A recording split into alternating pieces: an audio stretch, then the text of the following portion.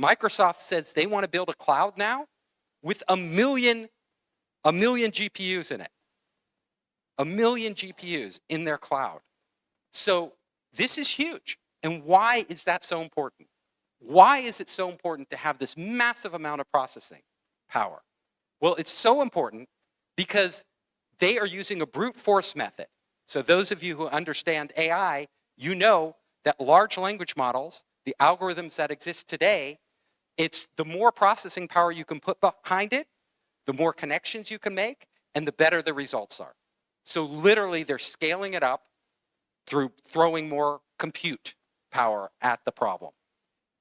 That may be the future, but it may not be the future. We don't know, because I've been talking to professors around the world who are developing new algorithms, and some of those have the potential to dramatically change the situation where you do not need so much compute power.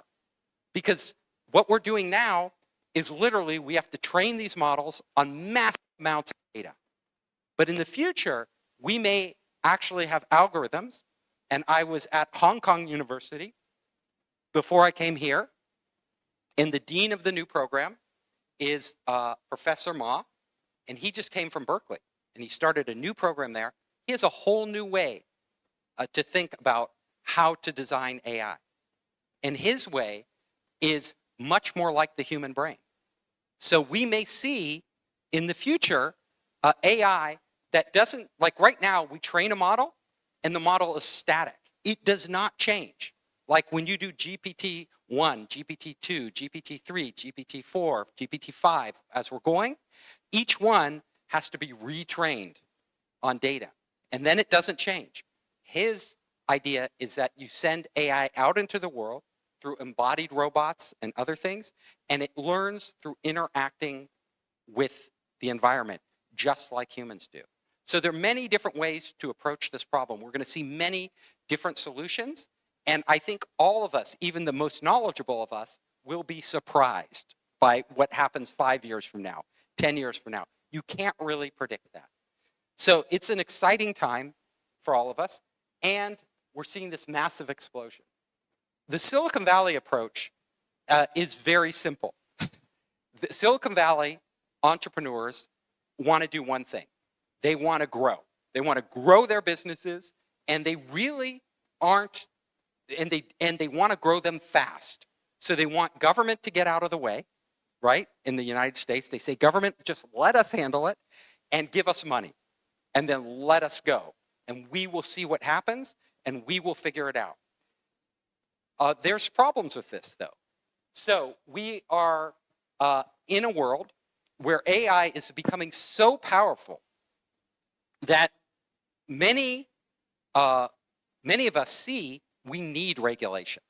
We need some way to define this technology and make sure it serves the social good. So in the United States, President Biden passed an executive order. And his executive order said a couple things. Some of the key points of the executive order were, number one, you need to make sure that when you train these large language models, they are not biased. Now, this is almost impossible to do because society is biased. All our data contains biases. Contains biases about people's color of skin, about their gender, whether they're male or female, about where they live, about their religion. It's baked into our society. A lot of us don't see those biases. We don't see them. We are blind to them because it's just the way things are. But the idea is that you don't want an AI telling one person for example, when Google first had their algorithms for search, and you searched for a CEO of a company, you know who came up? All men. No women for CEO. So your initial impression when you're searching is that CEOs are men, because that's all I see. So Google had to actually change their algorithm. And that's what OpenAI is doing. So when you look at OpenAI's chatgpt, that is done by AI, but it's also done by a lot of human beings. And those human beings are going back, and it's called reinforced learning, and literally rewriting the output of the AI. In China, you're doing the same thing.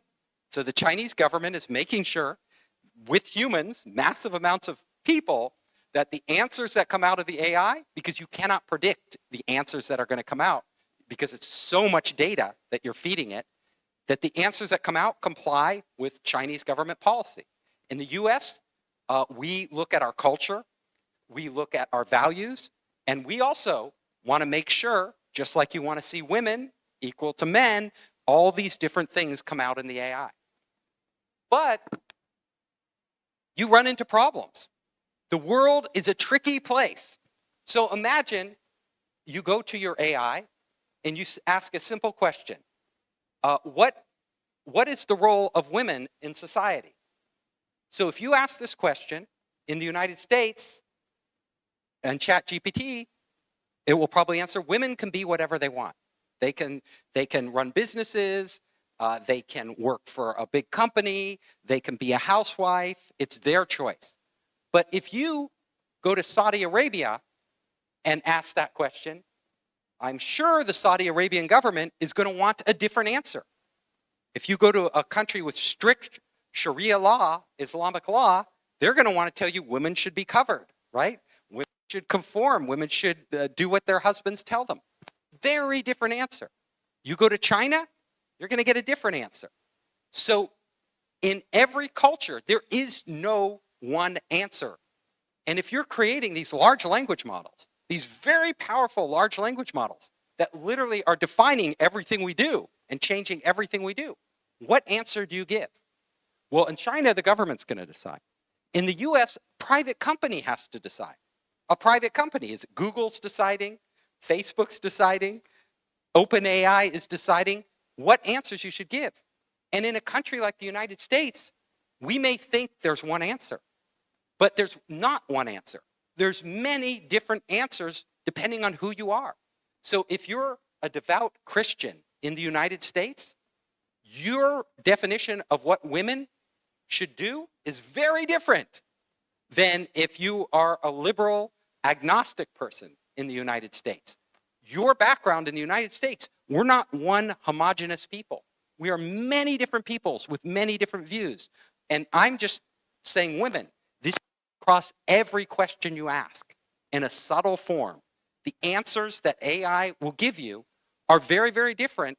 The answers you want are very, very different than you may be getting. So where do we go with this? How do we regulate it? How does every country in the world deal with this, with their culture, with their values? And so legislating AI, regulating AI, is not a simple task. It is actually incredibly complex, because the deeper you go, the more you think about, oh, it's simple to regulate AI. We just want AI that does good. Well, good is a different definition in every culture. What is good? In America, many people believe the women should have the right to choose whether they can get an abortion or not.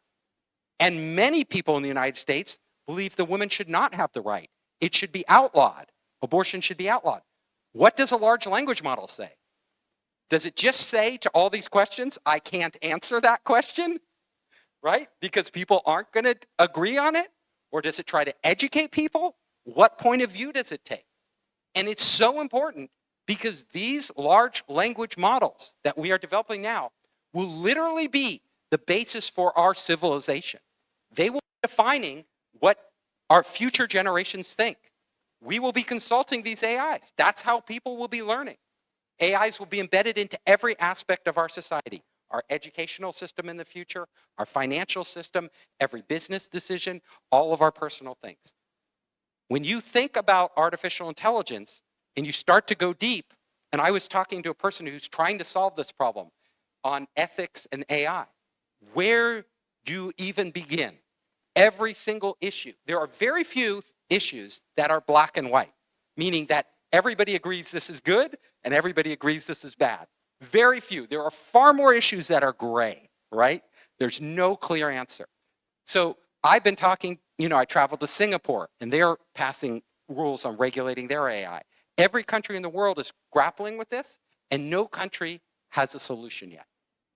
But maybe somebody in this room can help create one. That's what I'm hoping.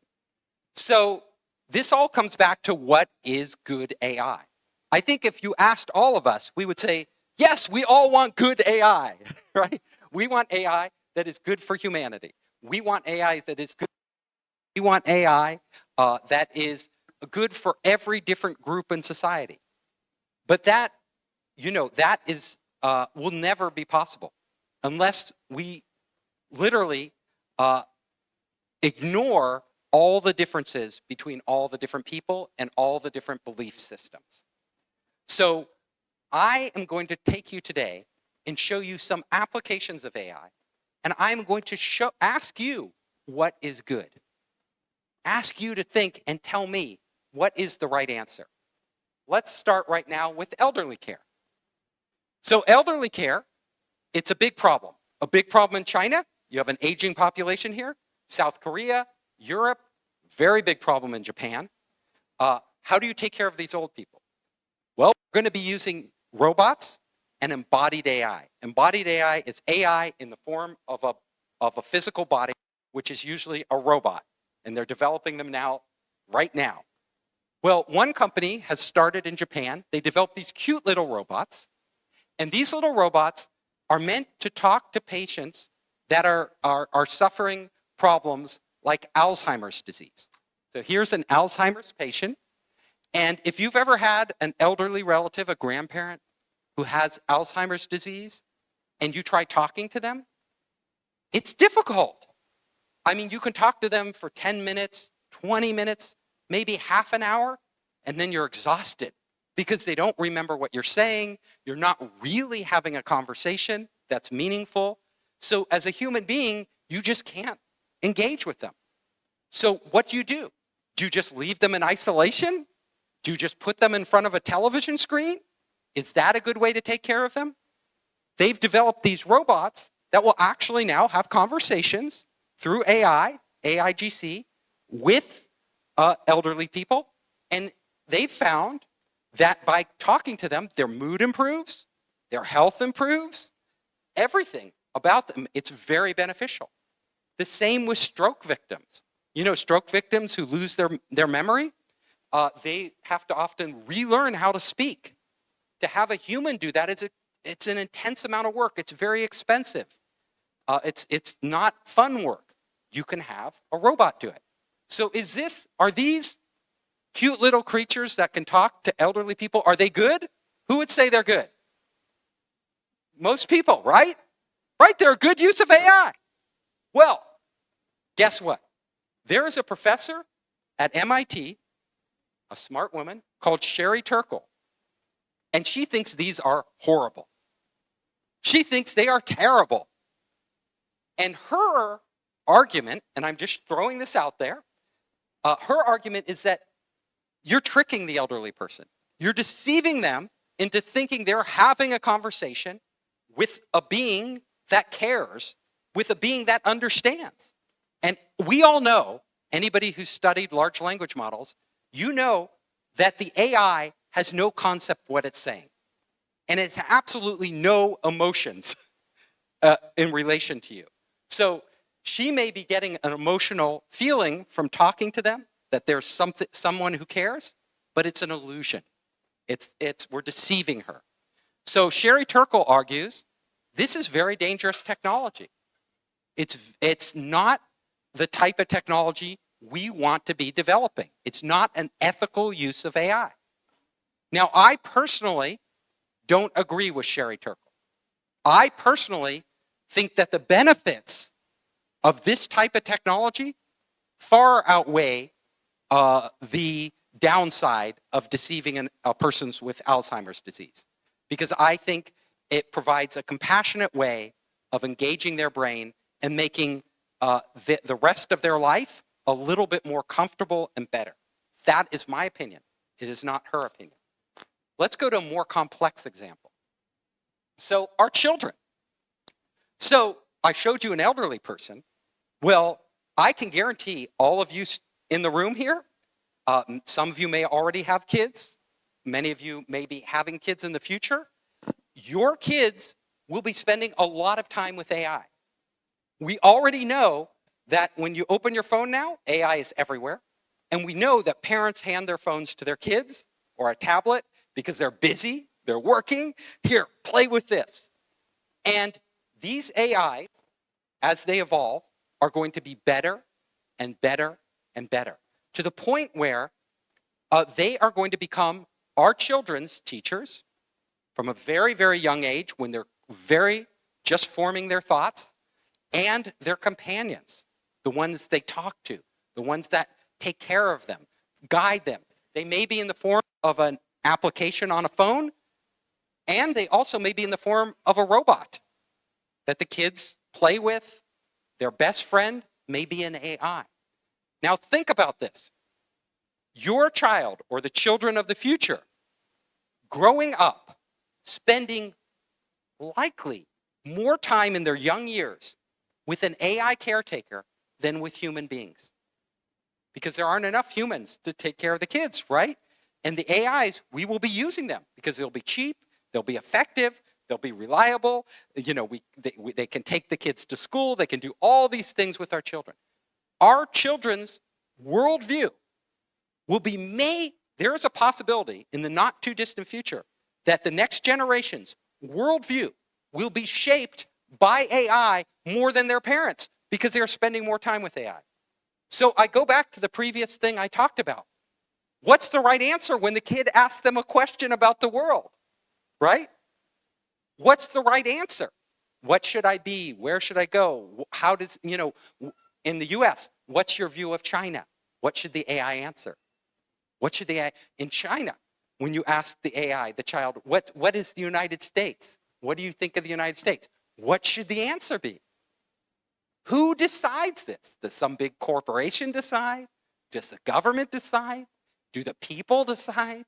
And if they decide, who's to check whether that answer is the best answer? These algorithms will be shaping the next generation's minds. They will literally be programming them. That's what society does. It programs us, right? A young age, you learn from your parents, from the world, from your teachers, and the AI will be the most influential one in programming the next generation. So we are now empowering what will become the next generation, the literally redefining humanity in each of our civilizations through our technology. And then you take this technology, which is going to be used all the way up from the time they're, you know, toddlers, little babies, all the way through high school and college. We're going to be integrating AI into everything. So this is something to think about. Now, so is this, I'm asking you, this technology can be extremely useful, right? Because AI can help our kids learn. It can help them grow. It can help, you know, teachers right now in our educational, you all went through school, right? School is a lot of teachers, one teacher to many students, right? Some of the students are extremely advanced. Other students in this class may be struggling with learning disabilities. So what does a teacher do? They teach to the middle. That means the advanced students are bored and the struggling students are still struggling. It's not ideal. But AI, this is the good side. AI has the power to individually adapt itself to every student. So if you have a learning disability, I had a learning disability. When I was young, I was dyslexic. I had trouble learning to read. I wish I had an AI because it could have looked, analyzed my brain, understood, oh, I learn better this way. Even if you don't have a learning disability, some people are visual learners. Other people learn better through audio, hearing. Other people learn through writing or actually touching. AI can adapt to each person's way of learning, and an AI can actually take the content that stimulates and lights up a student's brain and guide them on that path. So we all know none of your minds are the same. Every one of your minds is different. All of you are interested in slightly different things. Even if you're in the same major, like physics or whatever, engineering, you're in the same major, you have different interests.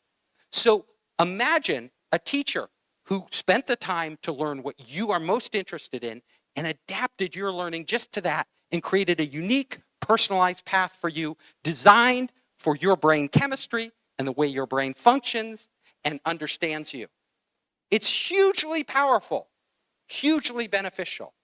And this will revolutionize learning, and it will allow every student in the world to learn at their own pace, in their own way, at what they're most interested in, and the cost will be minimal. We can bring this really amazing teaching to countries like Africa, to small villages, right, in China, where they might not have the best teachers in the world, and they can have the same quality of education.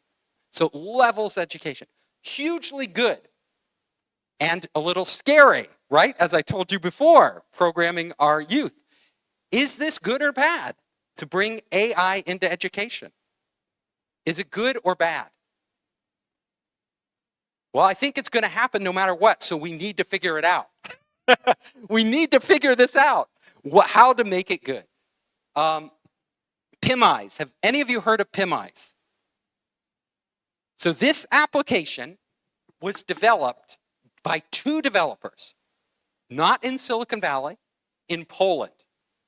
And what they did was they leveraged a large language model to actually allow anybody with a phone to take a picture of anybody else. I could take a picture of you.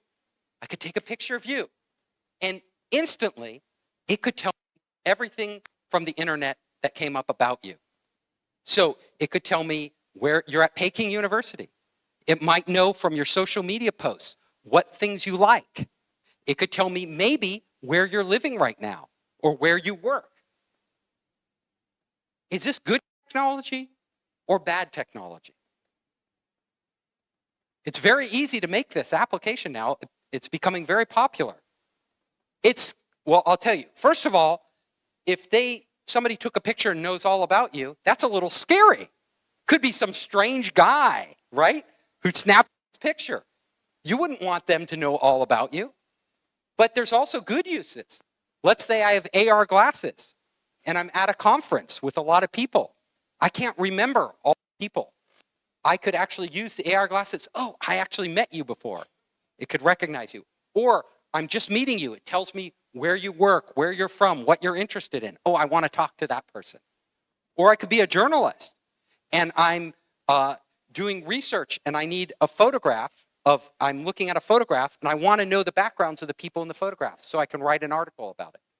Many good uses, many bad uses, depending on whose hands it is. Should this be restricted? Should we ban this application because there are bad uses? What do you do? What does a government do?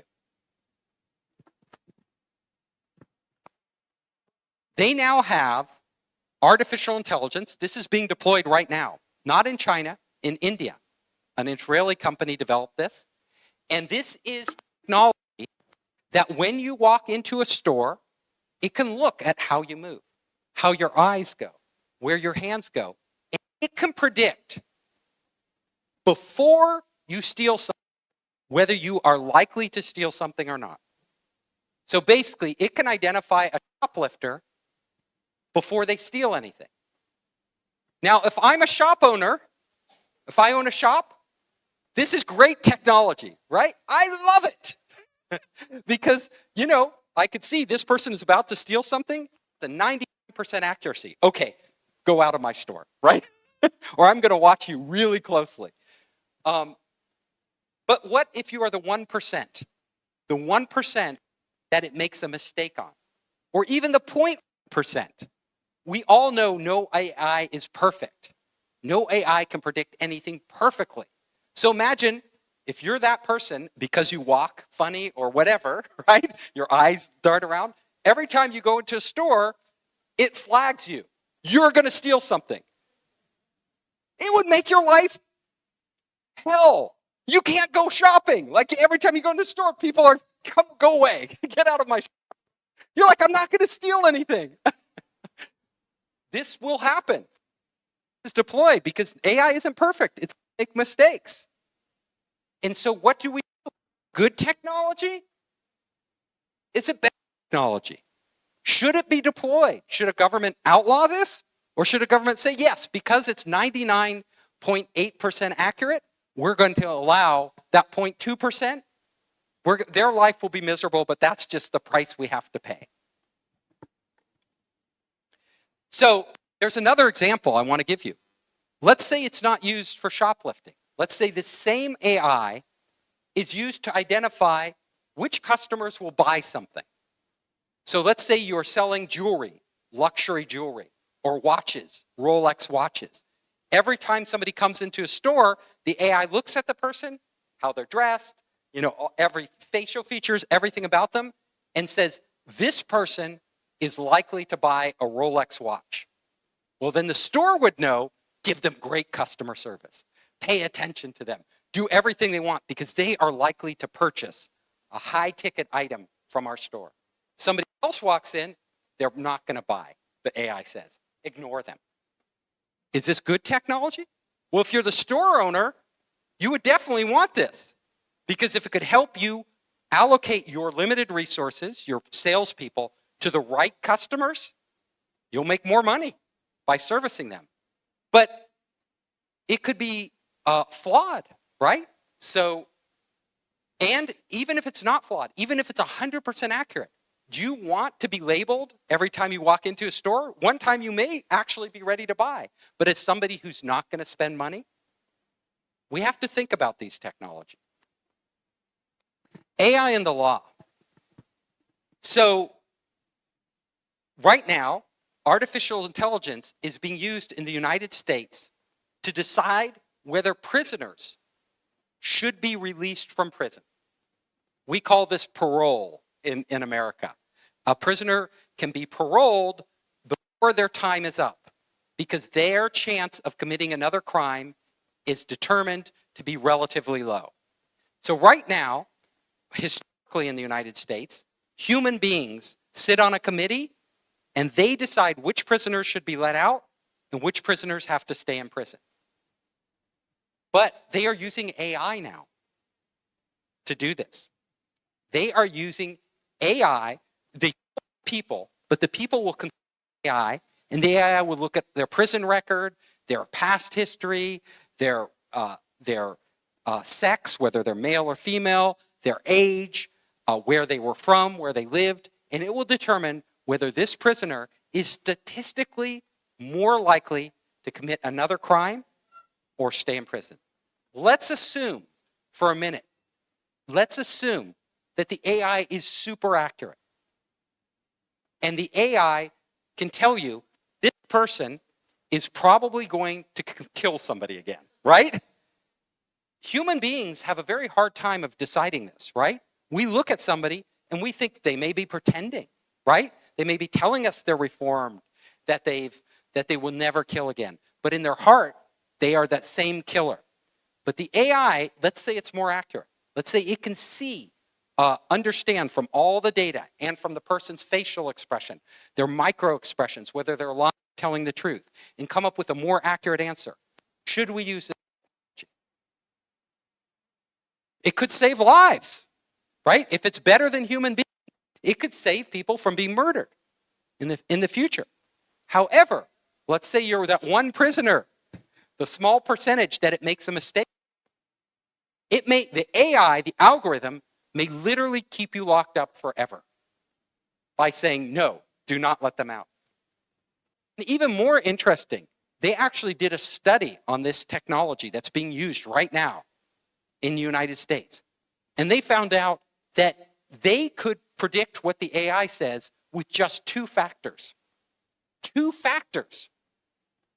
The sex of the offender, the prisoner. So if they were male, it was a much higher chance they would commit another crime. And their age. If they were like 25 or less years old, a much higher chance.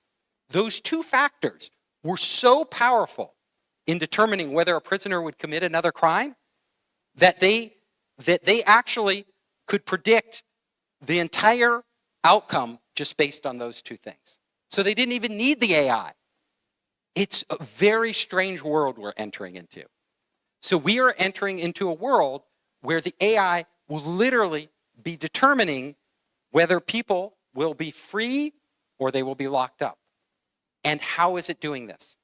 We need to figure that out. Algorithmic media. So most of you, I think most of you in this room, use Douyin, TikTok. Yes, you use TikTok. And you know, TikTok is playing a bigger and bigger role in shaping how you think. Whether you believe it or not, it is shaping your ideas because it is showing you all this information. Now, TikTok is an algorithm. It's an algorithm. TikTok is optimized based on a couple things. Same with Instagram, same with Facebook. Most of these social networks, their algorithms are optimized by engagement, meaning the videos that people watch more, the videos that people respond to, the videos that people share, and the content that they share, that is propagated through the system. Those videos rise to the top. They're the ones that get 1 million views. However, are those videos and those articles and those news and that information that is shared the most, that people engage with, is that the best for society? We have to ask ourselves this question.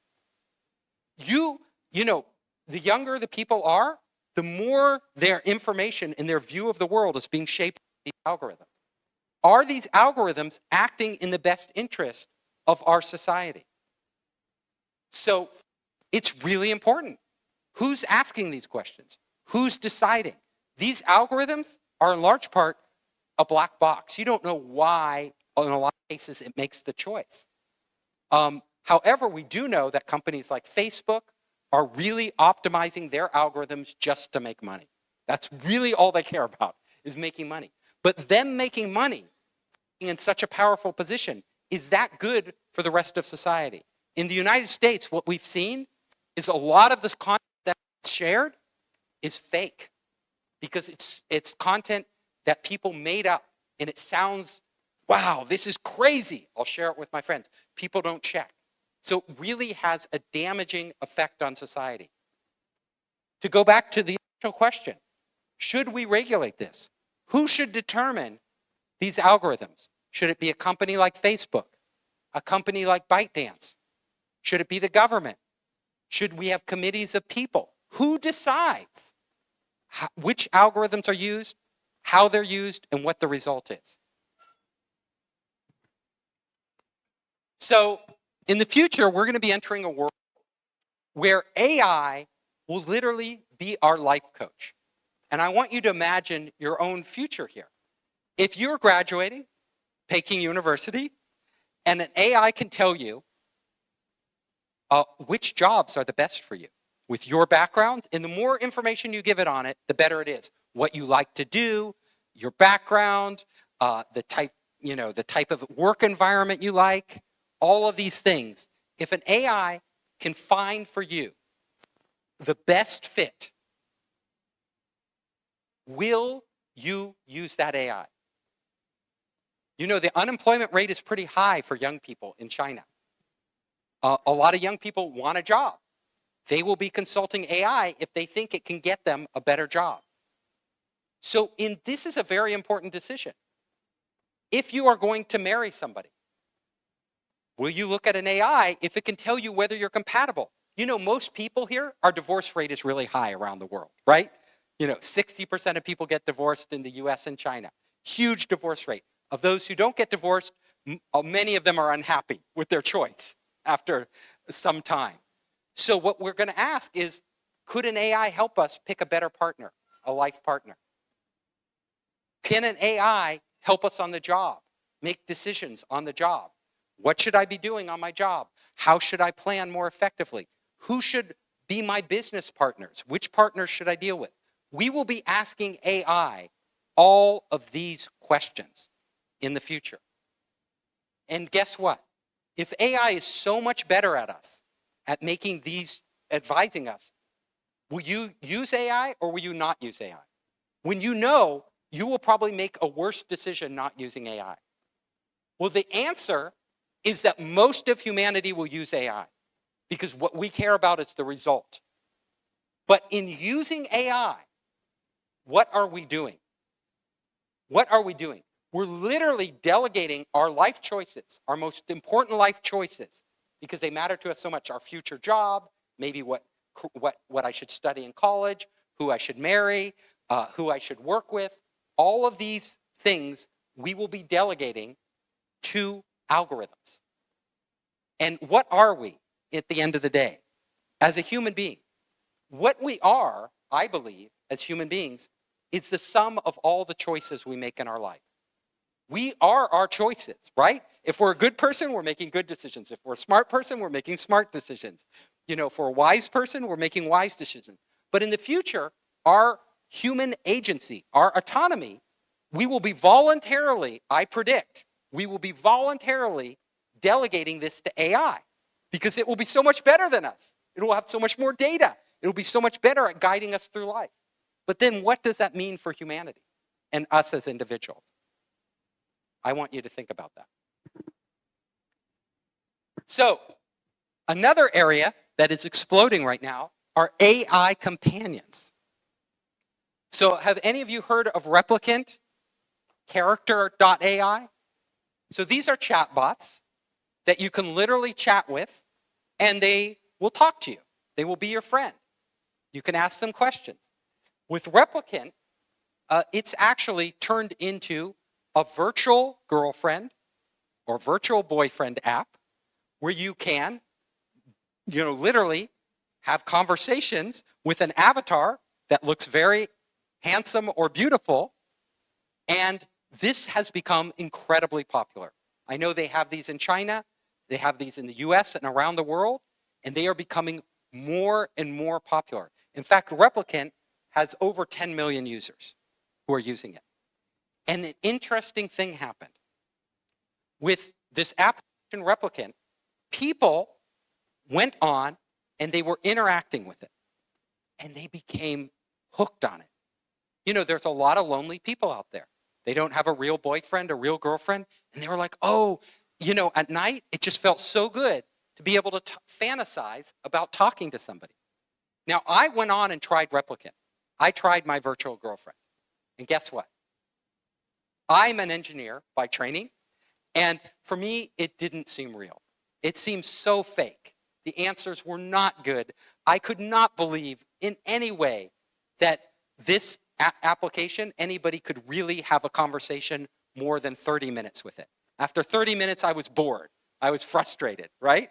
It didn't do anything for me. However, tens of millions of people are logging on every day.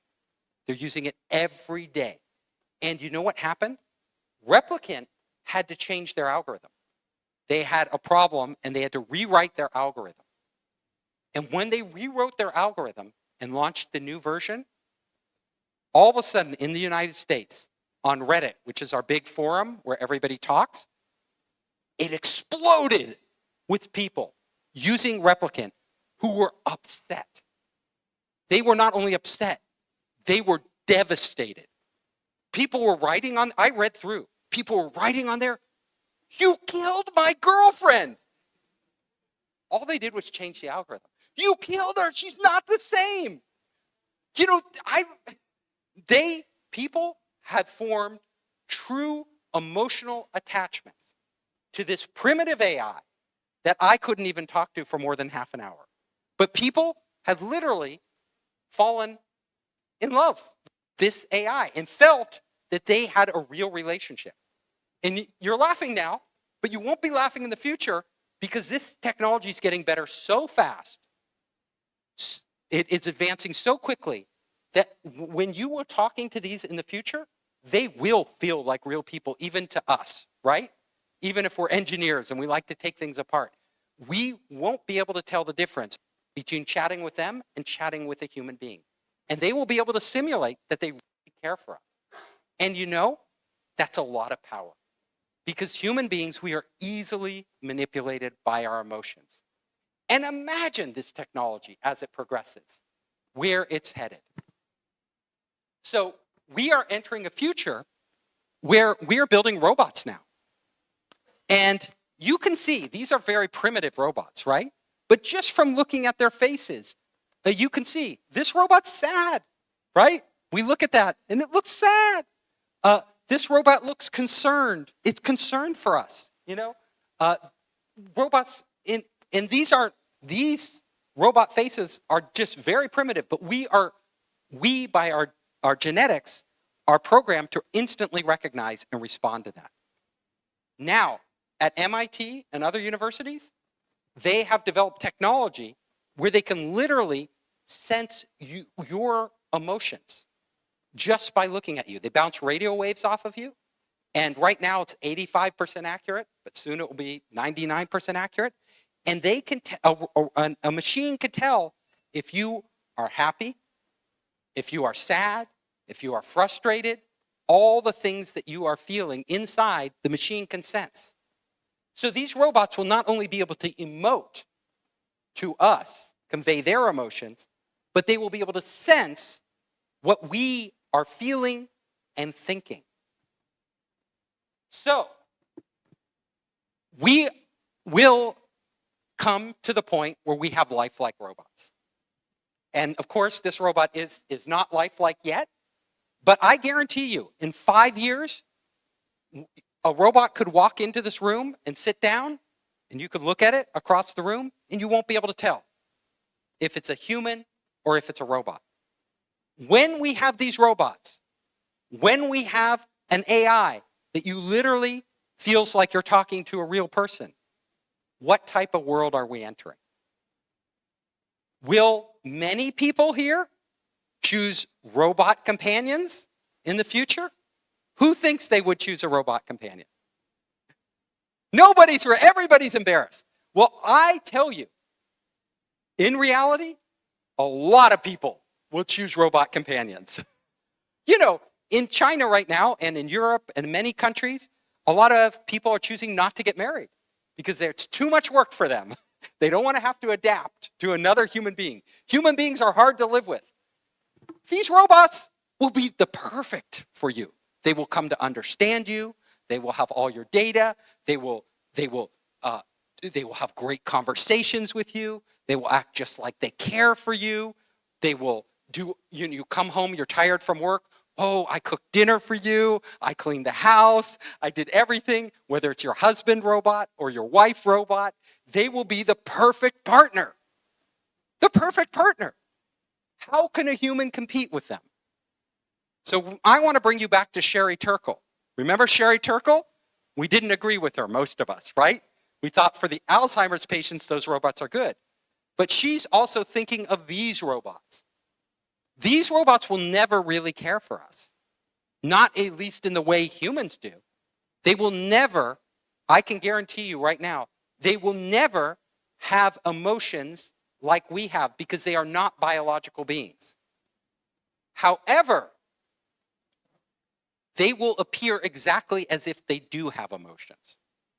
We will not be able to distinguish how one of these robots behaves to how a real human being behaves. And if AI gets to the point where I know it will, these robots will be so flawless at simulating human behavior that they will even make mistakes like a human does. They will even forget things. Oh, I don't remember that. Oh, you're an AI, you don't remember that? No, because they are simulating a real human being. And if we can fall in love, many people now, with a primitive AI companion application, it'll be so easy for us to fall in love with these. And you know, when you have an emotional attachment, they can withhold things from you. You can be manipulated. Who controls these robots? Who decides how they should act with you and use your data? Does a private company do this? Does the government do this? Does a nonprofit do this? Are these good for society? We have to answer these questions because this technology is here. It's here now. And it's literally, Sam Altman predicts by 2030, we will have AGI, artificial general intelligence. That's AI that is as capable as human beings in most tasks. Whether it's, some people say earlier than 2030, 2029. Some people say a little later. The bottom line is it's coming. The ability for AI to perfectly simulate us and actually exceed us in many, many areas. It already exceeds us in many narrow areas, narrow AI, but soon it will be able to do most of what we do. So this is the future we're entering, both online and offline. And I want you to think, because you are the next generation. You, men and women, girls and boys, you will be deciding where we take this technology. It is your companies. I want you to think, when you start a company, not just think, how can I make money quickly? How can I, become famous? I want you to think, what does this technology really do in society, and how should it be applied? So, AGI, how is it going to change the world, right? AGI is coming, as I said. It's just a matter of time. Could be 4 years, could be 5 years, could even be 10 years. But 10 years is not that long. It will radically change every job on the planet. Already, I can tell you something right now. Google did an experiment recently, just recently. They created, with their Gemini, an AI doctor to diagnose patients. This is today. They created this today. They created an AI doctor. And they tested this AI doctor against human doctors in diagnosing patients on different conditions. So you tell the AI your symptoms, and then the AI will tell you what the diagnosis is, just like a doctor does. And guess what? Today, Google's AI outperformed human doctors on 28 out of 32 criteria, areas of medicine. 28 out of 32, the AI was more accurate. And this wasn't judged by Google because they're biased. Google got independent experts, human doctors, independent medical experts to evaluate the answers. And the AI won. And soon it will win on all 32.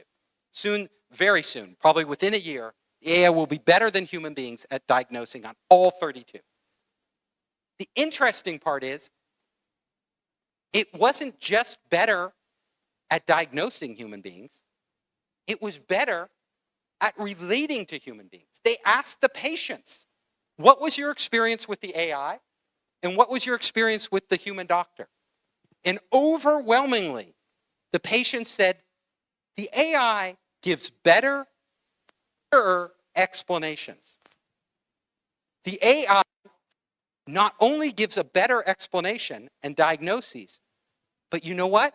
The human patients said the AI was more empathetic and caring than the human beings.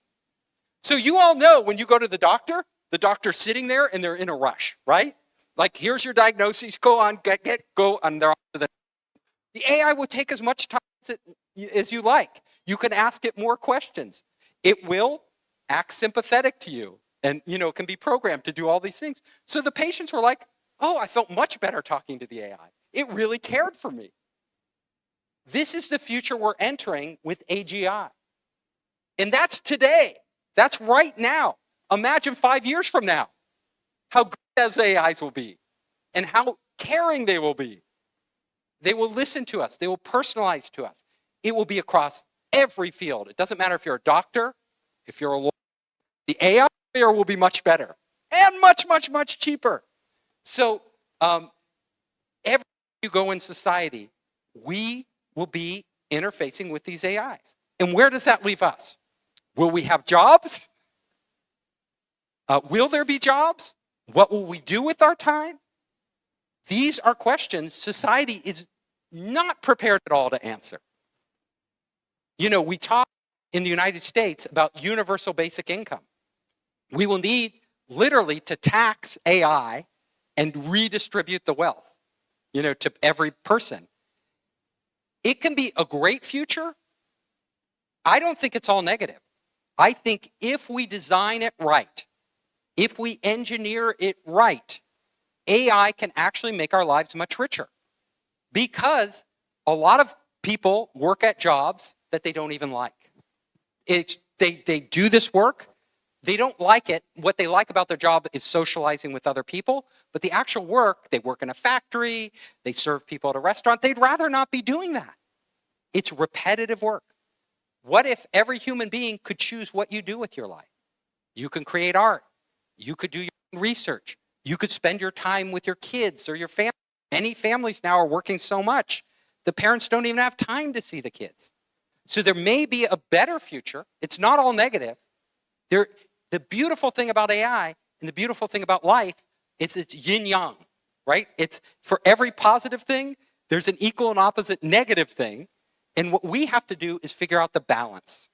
We have to figure out the balance with this new technology. Because the technology's here, it's going to reshape every one of our lives and all of our society and every job on the planet. We and you as the next generation, it's up to you to come up with the solutions to the problems I'm pointing out. Every problem I'm pointing out can be solved. We as a human race can solve every problem. We as a human race have the potential to make AI make our lives so much richer and better by taking all the drudgery out and allowing us to do what we do most, what we do best. And it could be a wonderful evolution of humankind, but only if we make it so. So, my last question to you, and this is you have to answer this. I am only allowed to pose the questions. What should we do?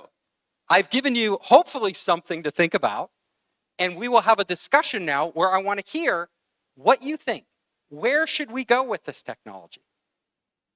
We are at this inflection point because the technology is advancing so fast, right?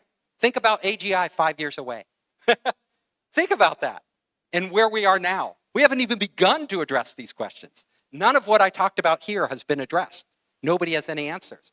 So if you are thinking and you really want to have an impact on the future, I hope some of you will start to talk about this. Try to work this out. Try to figure this out. Because now is the time. Thank you. I'm Captain Hoff, CEO of Founderspace, the leading global startup accelerator. I'm also author of the award-winning books, Make Elephants Fly, Surviving a Startup, and The 5 Forces.